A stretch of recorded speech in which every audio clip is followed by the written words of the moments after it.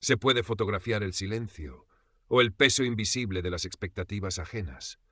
Isabel se hacía a menudo esas preguntas mientras enfocaba su vieja cámara réflex, una herencia modesta pero preciada, hacia los tejados desconchados de Vallecas. Madrid, 1975. El aire olía a polvo de ladrillo y a la promesa incierta de un cambio que tardaba en llegar. Para ella de 24 años, la fotografía era más que un hobby, era el lenguaje secreto de su alma. Una forma de capturar la belleza esquiva en la rutina gris de su barrio obrero, el único mundo que había conocido hasta Antonio.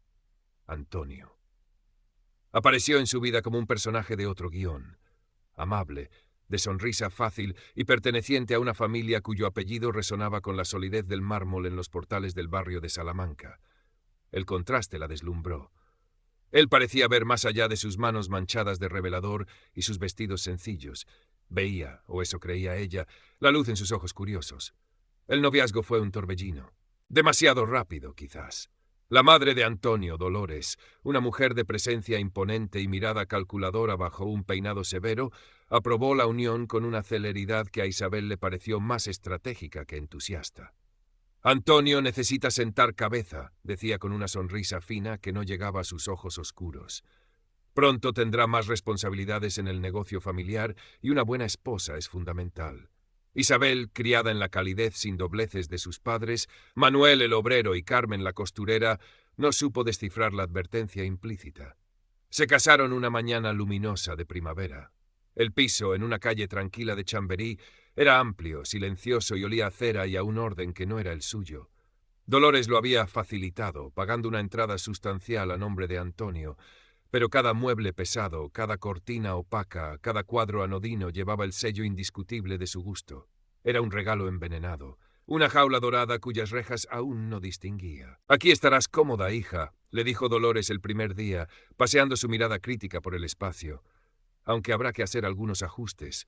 Esa manía tuya de las fotos ocupa mucho espacio y ensucia. Una señora tiene otras ocupaciones».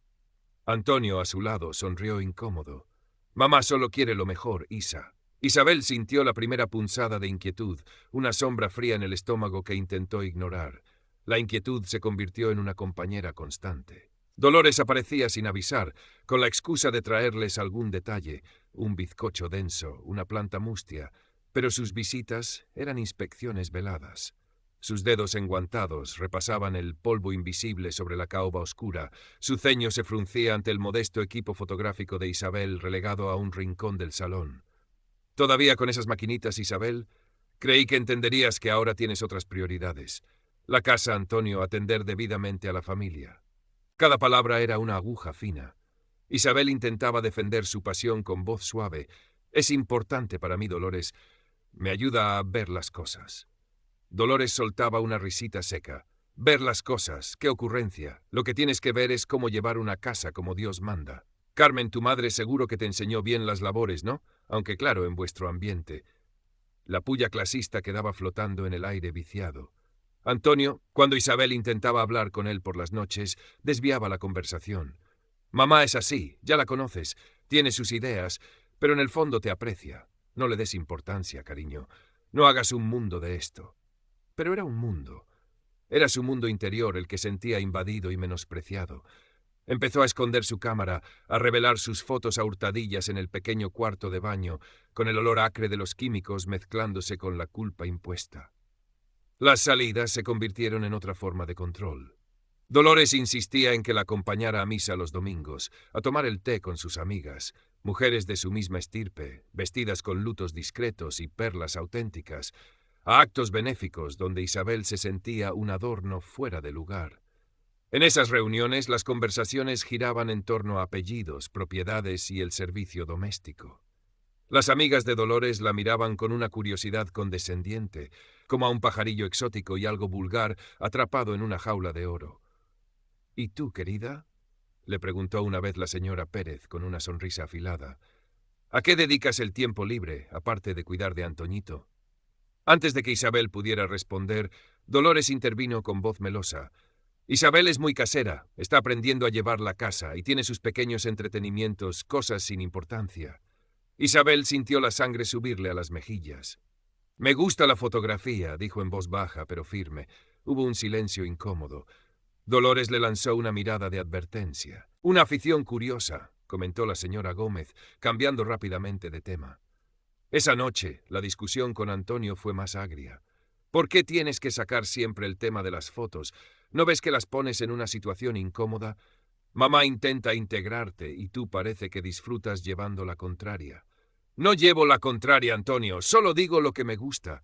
Es que tengo que avergonzarme de quién soy o de dónde vengo». Él suspiró, pasándose la mano por el pelo con gesto cansado.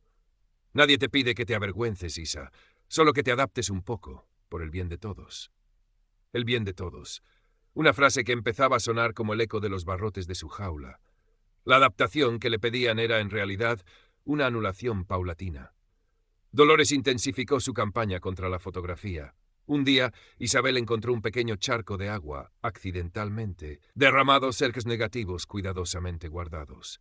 Otro día, un rollo que había dejado secando apareció velado por una corriente de aire que había abierto inoportunamente la ventana del baño.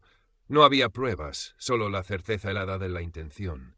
Isabel empezó a llevarse su equipo a casa de sus padres los fines de semana, revelando en el minúsculo aseo de su infancia, recuperando bocanadas de su antigua libertad entre el olor a lejía y a hogar. Carmen la miraba con preocupación creciente. «¿Estás bien, hija?» «Te noto, apagada». Manuel, más parco en palabras pero igual de observador, le apretaba el hombro con una fuerza que transmitía apoyo silencioso. «Si ese hombre no te hace feliz», empezaba a decir Carmen, pero Isabel la interrumpía. «Estoy bien, mamá. Solo es acostumbrarse». Pero no se acostumbraba. Cada día era una batalla silenciosa por preservar un trozo de sí misma. La gota que colmó el vaso llegó disfrazada de evento social importante.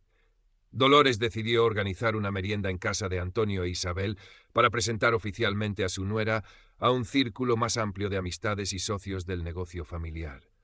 «Quiero que todo esté perfecto, Isabel», le advirtió Dolores días antes, entregándole una lista interminable de tareas. «Y compórtate con discreción. Sonríe, asiente y habla lo menos posible. Sobre todo, nada de tus excentricidades».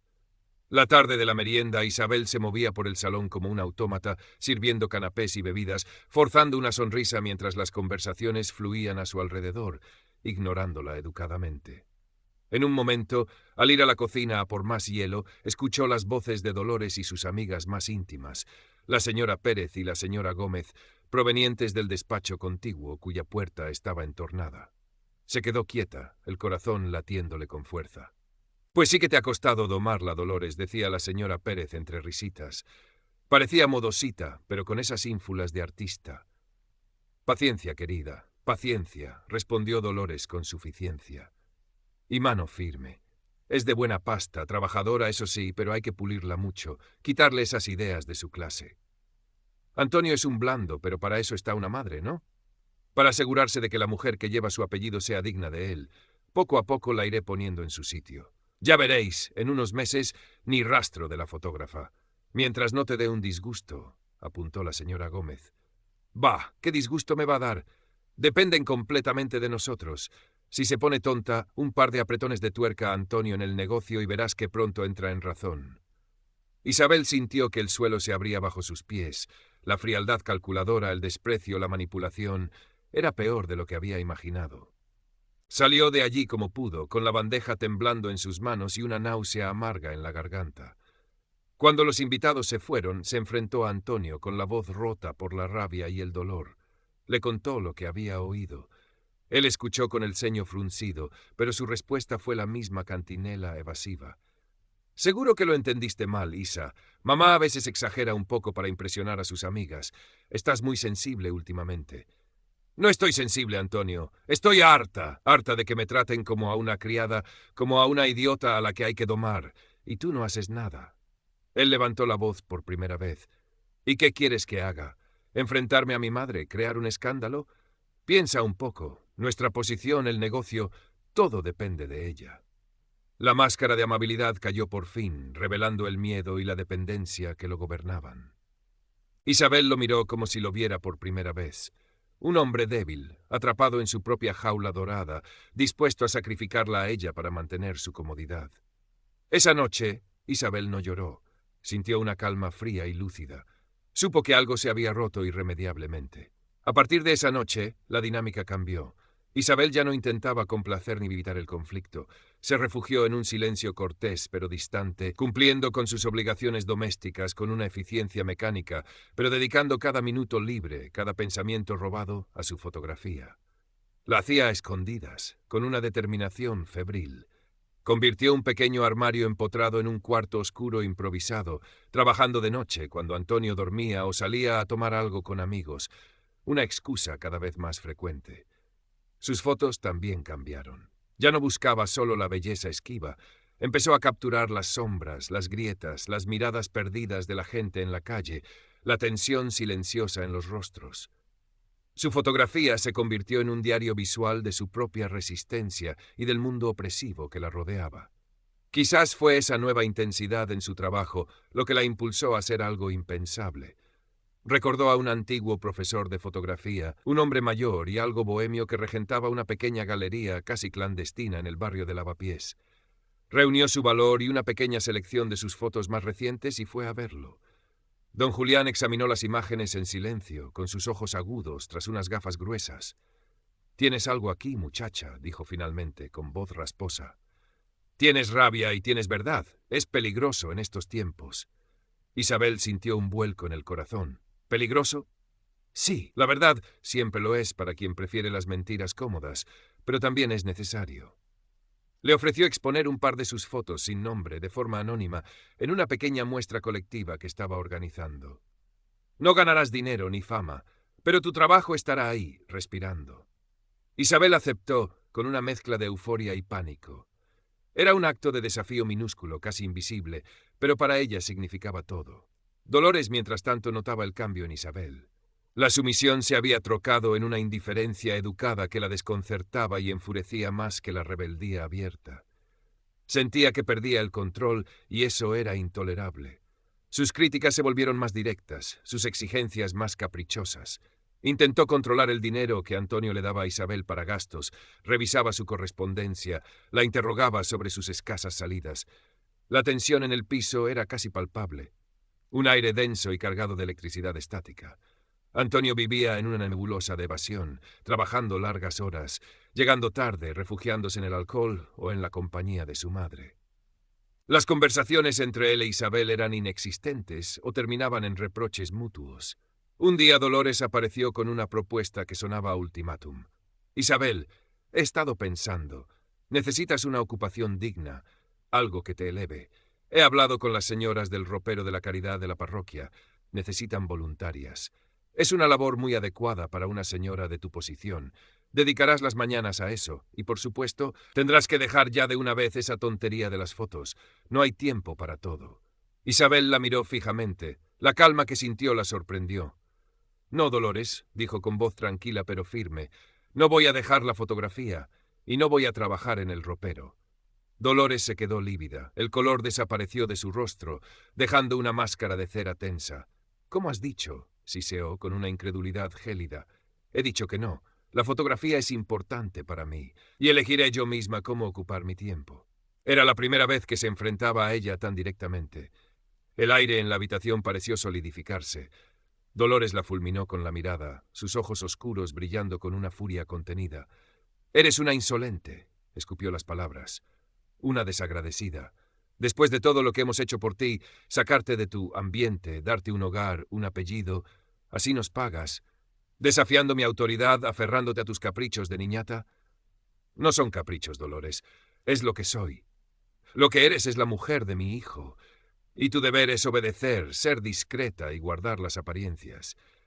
¿O acaso prefieres que Antonio sufra las consecuencias desde tu egoísmo? Porque te aseguro que las sufrirá. Un comentario mío en el lugar adecuado y su futuro en el negocio puede complicarse mucho. Y quién sabe, quizás hasta la modesta posición de tu padre podría verse afectada. Hay que tener cuidado con quien se tienen tratos». La amenaza era clara, brutal. Ya no era solo sobre ella, sino sobre las personas que amaba. Isabel sintió un escalofrío, pero también una extraña liberación. La máscara de Dolores había caído por completo, revelando la crueldad sin adornos. «No te tengo miedo, Dolores». La matriarca soltó una carcajada sin alegría. «Ya lo veremos. Tienes hasta mañana para reconsiderar tu actitud. O te sometes o atente a las consecuencias. Se levantó con una rigidez majestuosa y salió del piso dando un portazo que hizo temblar los cristales de la vitrina. Esa noche Isabel esperó a Antonio con una ansiedad febril. Necesitaba saber, necesitaba ver si quedaba algo del hombre del que se había enamorado, si había una última posibilidad de apoyo. Cuando él llegó tarde y oliendo a coñac, ella le contó la conversación, la amenaza. Lo miró a los ojos, buscando una chispa de indignación, de lealtad. ¿Y bien?, preguntó con la voz temblorosa. ¿Vas a permitir que tu madre me amenace así? Que nos amenace. Antonio evitó su mirada. Se sirvió otra copa, las manos le temblaban ligeramente. Isabel comenzó con voz pastosa. Mamá está nerviosa. El negocio, las responsabilidades, a veces dice cosas que no siente del todo. ¿Crees que no lo siente? Antonio, me ha amenazado a mi padre. Él dio un golpe en la mesa. ¿Y qué quieres que haga? Dime, ¿quieres que me enfrente a ella? ¿Que lo mande todo al diablo? Vivimos gracias a ella. Comemos gracias a ella. Tienes este techo gracias a ella. Preferiría vivir bajo un puente antes que vivir así, gritó Isabel, las lágrimas corriendo por fin por sus mejillas. Pues quizás deberías, replicó él, con una crueldad nacida del miedo. Haz lo que te dice mamá, Isabel, es lo mejor para todos. Deja las fotos, ve a la caridad esa, sé la esposa que ella espera. ¿Tan difícil es?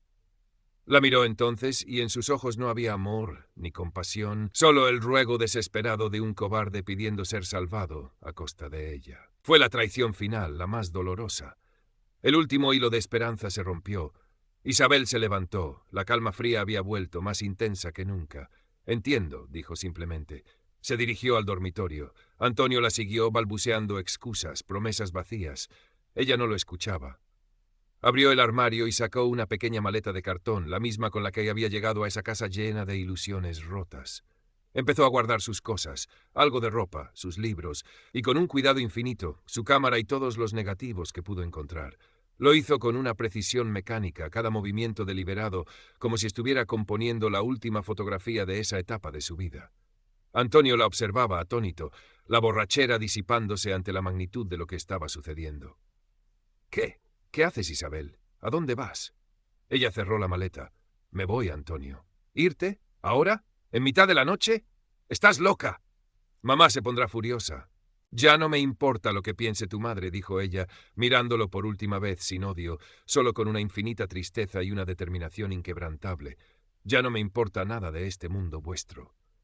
Salió del dormitorio, la maleta en una mano, la caja con sus negativos y la cámara colgada al hombro. Antonio intentó detenerla en el pasillo, agarrándola del brazo.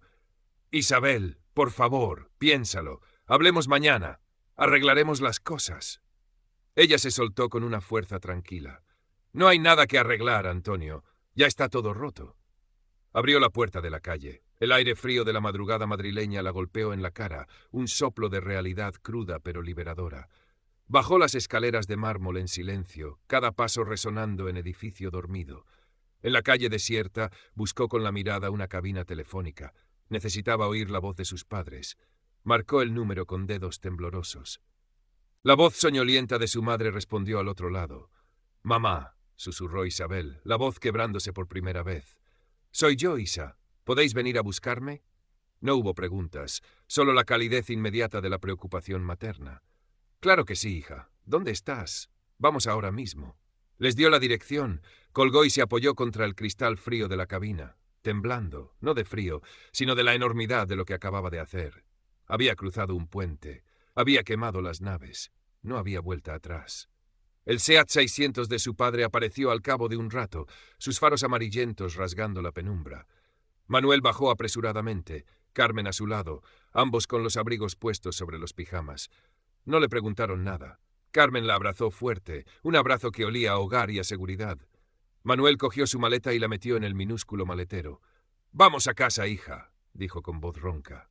El viaje de vuelta a Vallecas fue silencioso. Isabel miraba por la ventanilla las calles dormidas de Madrid, sintiendo cómo se alejaba de la opresión de Chamberí y se acercaba a la modesta seguridad de su infancia. Al llegar a su portal de siempre, el olor familiar a cocido y a vida de barrio la envolvió como una manta cálida. Subieron las escaleras estrechas hasta su piso. Todo estaba igual, pequeño, humilde, pero lleno de un amor tangible que contrastaba brutalmente con la frialdad que dejaba atrás. Carmen le preparó una manzanilla caliente mientras Manuel intentaba, sin éxito, disimular su preocupación fumando un cigarrillo tras otro en la ventana de la cocina. —¿Qué ha pasado, Isa? —preguntó Carmen finalmente, sentándose a su lado en el sofá de Sky. Isabel se lo contó todo, despacio, sin omitir detalles, la voz a veces quebrada por la emoción contenida. Sus padres escucharon en silencio, sus rostros endureciéndose a medida que el relato avanzaba. Cuando terminó, Manuel apagó el cigarrillo con rabia en el cenicero. —Esa mujer y ese pelele de su hijo —masculló—. No tenías que haber aguantado ni un día, hija. Carmen le acarició el pelo. —Hiciste bien en venirte. Esta es tu casa. Aquí nadie te va a decir lo que tienes que hacer, ni te va a humillar. Esa noche Isabel durmió en su antigua habitación, en su cama estrecha, rodeada de los fantasmas familiares de su adolescencia. Durmió profundamente, un sueño sin sueños, agotada pero extrañamente en paz. Sabía que el camino por delante sería difícil. En la España de 1976, una mujer separada, porque el divorcio era todavía una quimera legal, era una paria social. El escándalo señalaría a su familia. Encontrar trabajo sería complicado. Pero mientras se hundía en el sueño, una imagen acudió a su mente. Ella, en un cuarto oscuro improvisado, viendo surgir una imagen en el papel fotográfico bajo la luz roja. Una imagen suya, libre. Vivir de nuevo en el piso de sus padres después de la amplitud impostada de Chamberí requería reajustes. El espacio era limitado, la intimidad escasa, pero la atmósfera era de apoyo incondicional. Carmen y Manuel la protegieron de las miradas curiosas y los comentarios maliciosos del vecindario, aunque no podían evitar el murmullo del «¿qué dirán?», que flotaba en el aire. Isabel encontró un trabajo modesto como dependienta en una mercería del barrio. Las horas eran largas, el sueldo escaso, pero le daba una mínima independencia económica y la mantenía ocupada. Las noches y los fines de semana, sin embargo, eran suyos. Con la ayuda de su padre improvisó un pequeño laboratorio en el cuarto de baño. El olor a químicos volvió a impregnar el piso, pero esta vez era el aroma de la libertad recuperada. Se sumergió en su fotografía con una pasión renovada. Recorría las calles de Madrid, ya no solo las de su barrio, sino también el centro, los mercados, las zonas olvidadas, capturando la vida en su cruda verdad, la alegría efímera, la tristeza enquistada, los contrastes de una ciudad en plena ebullición contenida. Sus fotos se volvieron más audaces, más personales. Don Julián, el galerista de Lavapiés, vio su nuevo trabajo. «Has crecido, Isabel», le dijo con aprobación. «Hay menos rabia y más profundidad. Sigue siendo peligrosa, pero ahora sabes a dónde apuntas». Le ofreció participar en otra exposición colectiva, esta vez con su nombre. Fue un pequeño triunfo silencioso, una validación que necesitaba desesperadamente. Un día, mientras atendía en la mercería, sonó el teléfono público del local. Era para ella. Reconoció la voz al instante. Antonio. «¿Isabel?», sonó inseguro, casi irreconocible. «¿Podemos hablar?». Ella sintió un nudo en el estómago, pero respondió con calma. «No creo que tengamos nada de qué hablar, Antonio. Por favor, Isa. Solo un momento. Las cosas se han complicado mucho. Mamá está furiosa. El escándalo nos está afectando a todos. Tienes que ser razonable, razonable». La palabra resonó con un eco amargo. Razonable era someterse, callar, desaparecer. «Lo siento, Antonio», dijo ella, la voz firme. «Pero mi decisión está tomada. No voy a volver y no quiero que vuelvas a llamarme». Hubo un silencio al otro lado, luego un suspiro resignado. «Como quieras, Isabel, pero te arrepentirás». Ella colgó el auricular suavemente. No sintió ni rabia ni tristeza, solo una profunda sensación de cierre. Él no había cambiado. Seguía atrapado en el mundo de su madre, incapaz de ver más allá de las apariencias y el miedo. Esa tarde, al volver a casa, encontró a sus padres esperándola con una expresión seria. «Ha llamado esa mujer», dijo Manuel con el ceño fruncido. «¿Dolores?» «Sí. Quería hablar contigo. Le hemos dicho que no estabas y que no querías hablar con ella». Carmen añadió: «Ha sido desagradable. Ha insinuado cosas sobre nosotros, sobre tu padre».